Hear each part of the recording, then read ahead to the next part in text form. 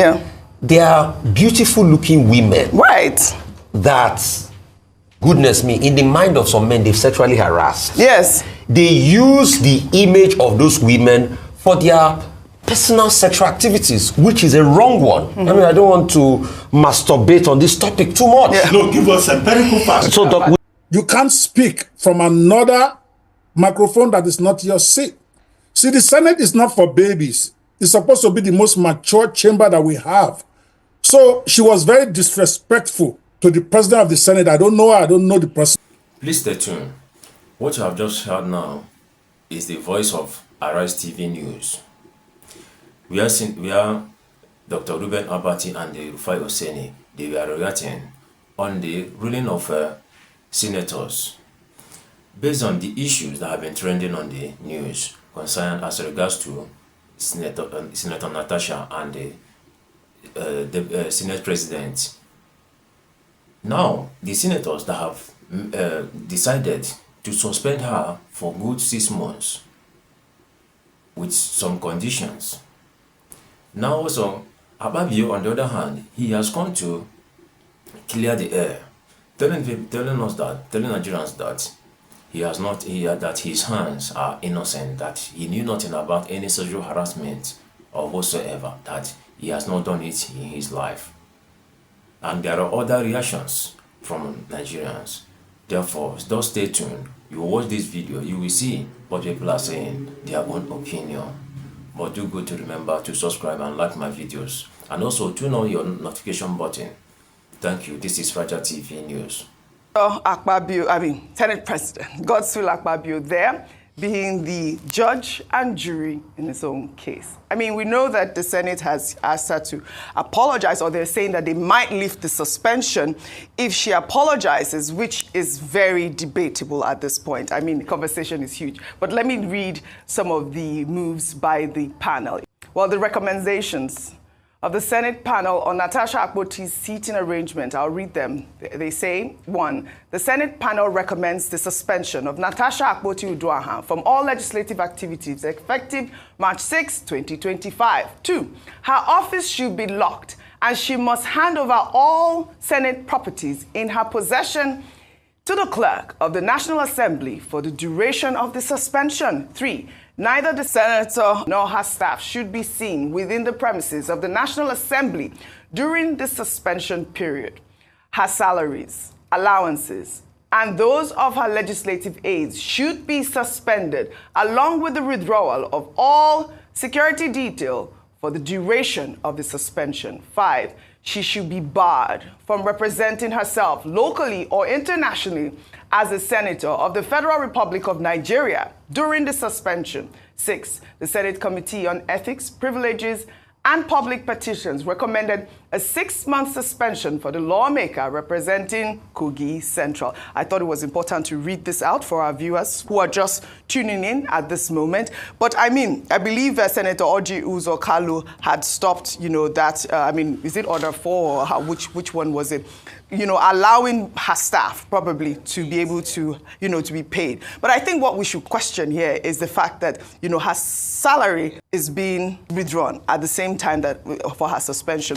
Many have argued that, other senators that were suspended still received their salaries. So, that's one of the biggest questions that we should ask here at this moment. But let me take a reaction to this story. This is from Shehu Sani, who wrote, "When I publicly disclosed the salaries and allowances of the senators, it nearly earned me a 6-month suspension. If not for divine intervention of Saraki and Ekore Madu's immediate rescue, just know that if you are there and you blow whistle too loudly, you will be on your own. No senator will bring him head or neck to support you." And that is what played out yesterday, because it appeared that Natasha was on her own. Well, following her suspension, the Kogi Central lawmaker was escorted out of the chambers by the sergeant-at-arms. But before she left, she declared that this injustice will not be sustained. This injustice will not be sustained. The pursuit for justice.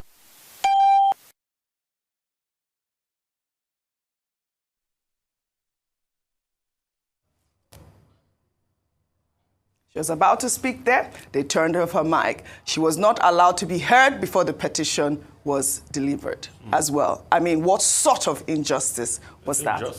Let me take Oby Ezekwesili's tweet. She wrote, I hope those senators in the chamber of the Nigerian Senate today and the ones who conveniently disappeared all heard the last word of their inspiringly bold and unbowed colleague, Senator Natasha Akpoti-Uduaghan. She courageously said, as she left the chamber today, this injustice shall not be sustained. The wise among them will be haunted by this until her words surely come to pass. The unwise among them will not even understand what she said. For all of us that care about our democratic process and principle, we're glad that she said what she said. A woman like Senator Natasha Akpoti-Uduaghan. And that really is how I want to start this conversation about what appeared to be injustice at the floor of the Senate yesterday. Rufy. Okay. I want to talk facts this morning. A lot of facts. So I'll throw them around. Number one, injustice. It appears it's a matter of fact. How is it a matter of fact? The Senate Committee, Chairman on Ethics, violated the Nigerian Constitution yesterday. There was a court order served on him that the case should not go on until, I think they variated on the 10th of March, thereabout. But they said, oh, the National Assembly takes preeminence more than the court process. I'll read what the Nigerian Constitution says. Section 4, Section 8, Judicial Review Legislative Powers. This section states explicitly the exercise of National Assembly powers or the State House of Assembly powers is subject to judicial review. Nigerian Constitution, not my opinion, not Rufai talking. Nigerian Constitution, the ground norm. Section 6(b), judicial powers extend to all actions and decisions. This grants the judicial authority to adjudicate all matters, including all disputes involving the National Assembly. The Senator Masue violated this because, as quoted in a Tribune newspaper, he said the National Assembly takes preeminence. Based on this, they didn't hear our side of the story. There was no fair hearing, and they wrote their reports hastily. The question you ask is, why did they hastily write the report? Because they wanted to nail her. And they read the report out, indicting her, without hearing her own side of the story in this. I mean, we've seen more egregious scandal. People were given the right of reply. You remember the case of Senator Elisha Abu, when he had the sex toy something? Yes, He was given the right of reply. We even remembered how he was shouting on the First Lady now during his session. And I think that session, you know, where he was subjected to the Ethics Committee was broadcast live. We saw excerpt of that. We saw the excerpt of the interchange. So Senator Natasha Akpoti also asked that this section should be broadcasted live, but no, they said no. They will not put it live. Secondly, is the case of harassment, sexual harassment. Finally, they've put that one. We'll see if they're going to investigate it. So everything looks like a witch hunt. And it is obvious and it is clear as regards that. So these are facts. People can controvert them if they want. Well, before I come to you, Ayo, the First Lady of Nigeria has broken her silence on the feud between Senate President Godswill Akpabio and Natasha Akpoti-Uduaghan over the sexual harassment allegations while speaking to journalists ahead of International Women's Day. The First Lady said the Senate chamber should be a place of honor, not controversy, and urged Nigerian women to assert themselves in leadership positions by shutting down any form of sexual harassment. I believe that Senate is doing what is needful because that's what it is. It's an inside place and it's a matured chambers. We shouldn't be hearing things like that. It's a matured chamber and it should be treated with respect. It's an honor for you to be in that place alone. I was there for 12 years. Even in my younger days, and I'm still trying to look young, you know. But people compliment you all the time. Only that, just put your place in yourself.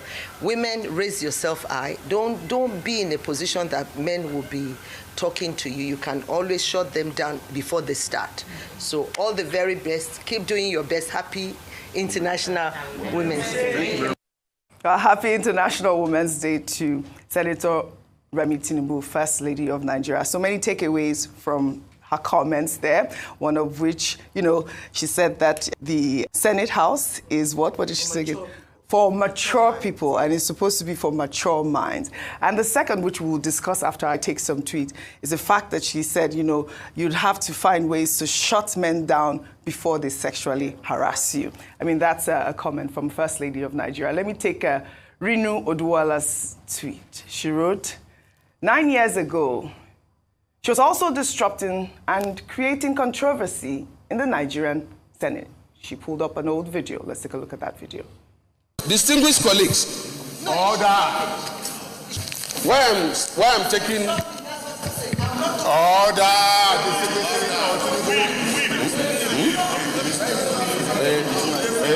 Order, distinguished Senator Tinubu. Somebody's on the floor. On that side.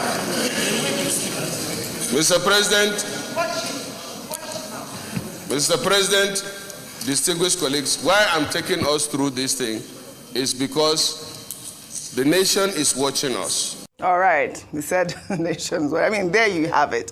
I mean, we are not at all encouraging, the sort of disruptiveness on the show. We have talked about decorum and how important it is for the senators to show decorum when they are on the floor of the Senate. And that really is the main point. I mean, what is good for the goose is good for the gander. I'd like a comment from you because I'd like to also touch more on the issues that were raised about sexual harassment. Thank you. So when this matter started, one of the people that some Nigerians had called on to speak up was the First Lady, Senator Remi Tinubu. One, because of her position as the First Lady of the nation and a woman who has positioned herself as a women's rights gender advocate. And then second as well, because of her history and experience as having been a senator of the Federal Republic of Nigeria, a woman at that. So it was expected that she would understand some of the peculiarities of the challenges that women in the chambers face and be able to speak objectively to this matter. Unfortunately, I'm not sure if people would feel if some people might not feel disappointed by some of the comments made by her, with due respect. And I say this because, more than ever, she understands how tensions can get high and how, as a woman in a place where you're in the minority, you feel the need to speak up for your rights. We saw, thank God that the internet never forgets, and we saw that video. In fact, remember how that debacle between her and Senator Dino Melaye went on for so long that Dino Melaye came to Lagos on body loan and said he was in front of her house, let her do her worst. And a lot of Nigerians spoke up for her and spoke up for the injustice at this point. And she herself didn't need a lot of voices. Look at when they were shouting, order, order, she asserted herself. Yes. Thankfully for her, no one invited her to come before an ethics committee to defend her actions in the chambers. I wonder what the difference between that time and now is. One, was it a question of the leadership at the time? The fact that the leader was able to understand her stance and wasn't the leader in the direct eye of the storm, so he was able to be objective in this matter. Because that's the conversation we're also having, and I'm glad you said that, a judge and a jury in his own matter. Senator Akpabio is a principal actor in this situation. He ought to has been advised by well-meaning Nigerians to at least recuse himself. I said earlier on, even if it were for the optics alone, to show that in the chambers, things are done properly, and I'm a man of integrity. Therefore, I'm willing to subject myself to investigation to prove the fact that I am not, all these things you've said. But unfortunately, that didn't happen. What made matters worse is that it seemed as if her voice was further oppressed and depressed because she wasn't allowed to speak at all. She had to put in the mic, and then her mic was switched off, and she was unceremoniously walked out. It doesn't speak well at all for Nigeria or for women. And I said it earlier, 4 down to 3. Yes. I hope the other 3 female senators will survive in the House where it has become a gentleman's club. That's so it's very sad to hear this. Very, very sad. And I just wanted also, because yesterday we discussed the topic of sexual harassment and the definition of sexual harassment. And I got some responses. I'd like to read that before I come to you. And this is a response I got from Instagram. And this person wrote, "Hello, good morning, OG. On your show this morning, What's Trending, after defining the term sexual harassment, you went ahead to say that if a lady dresses in a transparent or body-bearing clothing, that it does not concern the men. that if he looks at her somehow, it can amount to sexual harassment. How quickly did you forget that sexual harassment is not peculiar to one gender? The man can also be sexually harassed by a woman. Remember that men are moved by what they see. If a woman dresses as to invite a man to look at her, she's sexually harassing the men. Inasmuch as anyone can dress as it pleases him or her to social events, it is not so for official events and workplaces. We're all parents, and whatever side we take, it will affect our own children of the opposite gender. And this is from Mwadi. I believe Mwadi missed the session when we talked about the fact that it goes both ways. So because Natasha Akpoti-Uduaghan was the topic and she's female, we concentrated on her topic. Of course, we have advocated here, and you also said it, Dr. Abati, yesterday, that it goes both ways. You teach your men, you teach your men how to behave, you teach your women how to behave as well. But also, let me just, again, read the definition of sexual harassment before I come to you, Dr. Abati. Sexual harassment is unwelcome sexual behavior that makes someone feel uncomfortable or humiliated. It can include physical, verbal, or visual actions. Sexual harassment is a form of sexual violence, which includes any sexual activity. This is a separate definition from which I read yesterday, and I wanted to make sure that we have that as well. Dr. Abati, over to you. Okay. I think the issues are as follows. Yes. Earlier on today, I said that, look, beyond the melodrama on the table or on the floor of the National Assembly, I think that the major thing here is that in terms of the conversation, public attention has been drawn afresh, regardless of whatever attitude anybody has towards it, about certain fundamental issues, about misogyny, or if you like, you call it sexual harassment, about the place of women in politics, and also about, the conduct of persons representing Nigeria at the highest levels. Those are issues of debate that will not go away. That these are issues that Nigeria will return to again and again about women representation and their place in politics. So in terms of issues, those are, live subjects that we'll continue to deal with. That may well be the gain of the whole of this melodrama. Now to the substantive issue. Under Section 60 of the 1999 Constitution, the Senate has the right, or the National Assembly, if you like, to make its own rules for the conduct of its own affairs. But the same Constitution of Nigeria, also recognizes the separation of powers. Principle established by Baron de Montesquieu in 1745 in an essay titled The Spirit of Law. The spirit of law, that is separate, sections of government, the legislature, the executive,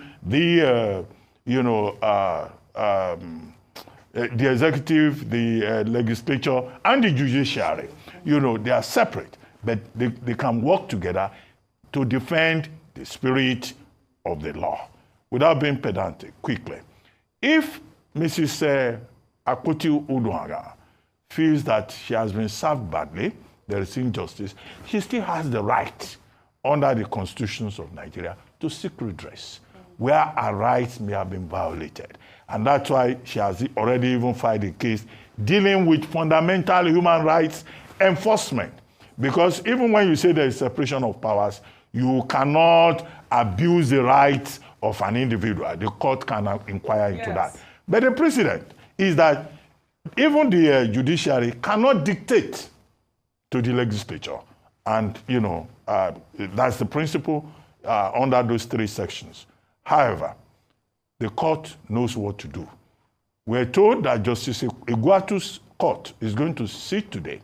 If there's been any violation of the law on the part of the Senate insisting on his own rules and his rights under Section 60, the court can charge them for contempt, can charge the chairman of that committee for contempt. That, I think, is a major issue. Yeah. But this conversation will continue.